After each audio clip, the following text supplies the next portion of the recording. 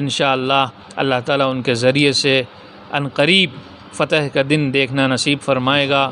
اور پوری ملت اسلامیہ کے افراد انشاءاللہ جلد ہی فلسطین جا کر بیت المقدس میں، مسجد اقصیٰ میں، جہاں پر تمام انبیاء علیہم الصلاۃ والسلام کی حضرت نبی آخر الزماں حضرت محمد مصطفیٰ صلی اللہ علیہ وسلم نے امامت فرمائی تھی، انشاءاللہ اس مسجد میں نماز پڑھنے کے لیے اللہ تعالیٰ موقع فراہم فرمائے گا۔ چاہیے تمام امت مسلمہ کے افراد کو کہ وہ حق کی خاطر ہمیشہ سچائی کا ساتھ دیں، اور امام حسین رضی اللہ تعالی عنہ کا جو اسوہ رہا،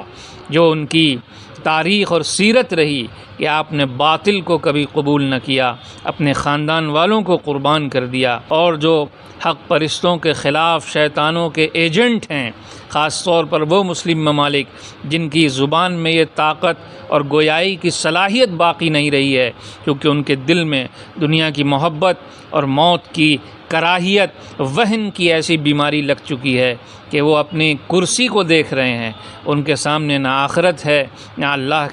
اللہ کی کتاب ہے، نہ اس کے رسول کی سیرت اور حدیث ہے، نہ صحابہ کرام کا اسوہ ہے، بس ان کی نگاہ میں صرف دنیا اور دنیا پرستی ہے۔ ایسا لگتا ہے کہ وہ ہمیشہ یہاں باقی رہیں گے، جبکہ روزانہ اپنے کاندھوں پر جنازے اٹھا کے قبرستان پہنچاتے ہیں لوگ۔ انہیں یاد رکھنا چاہیے کہ انہیں بھی ایک دن قبرستان جانا ہے، اللہ کے حضور کھڑے ہو کر حساب دینا ہے، اور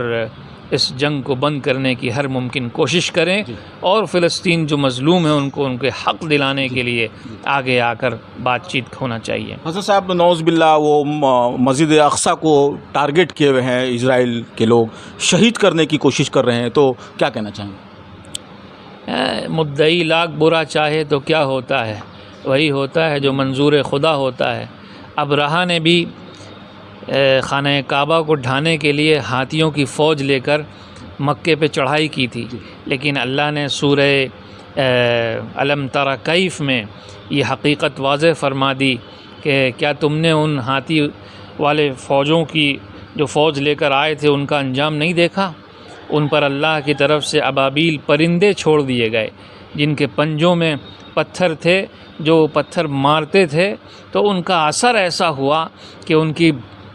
بڑی بڑی اس وقت کی سپر پاور جو طاقت کہلاتی تھی وہ بالکل بھونسے کی طرح بھسم کر دی گئی۔ تو ظاہر ہے وہ خدا کا گھر ہے، خدا اس کی حفاظت فرمائے گا، اور اس کی حفاظت کے لیے کسی کو بھی کھڑا فرمائے گا۔ سارے کام چھوڑ کر کس طرح سے اس خطے میں امن و امان اور سلامتی لوٹے اور لوگوں کی جانے جانا بند ہو، اس پر غور کرنا چاہیے، اور فلسطین ایک آزاد بحیثیت آزاد ریاست کے اس کی حدودیں مقرر کر دینی چاہیے، جس میں بیت المقدس بھی شامل ہو، تاکہ ہمیشہ کے لیے جھگڑا ختم ہو جائے۔ اور ایک طرف اسرائیل کو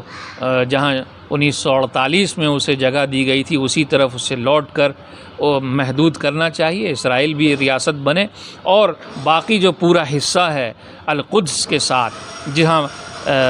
مسجد اقصیٰ ہے وہ پورا علاقہ چاہیے کہ وہ فلسطین کی آزاد ریاست میں تبدیل ہو۔ اس میں پوری دنیا کو ساتھ دینا چاہیے، خاص طور پر عرب ممالک کو، اور ہم ہندوستان کی گورنمنٹ سے بھی اپیل کریں گے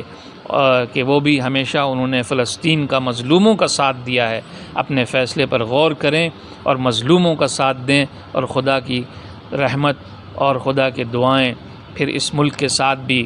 ہوں گی، اور یہاں بھی انشاءاللہ تعالی امن و سلامتی کا ماحول بنا رہے گا۔ سجادہ نصیر صاحب، نیوز 21 چینل سے بات کرنے کے لیے بہت بہت شکریہ۔ جی آپ کا شکریہ۔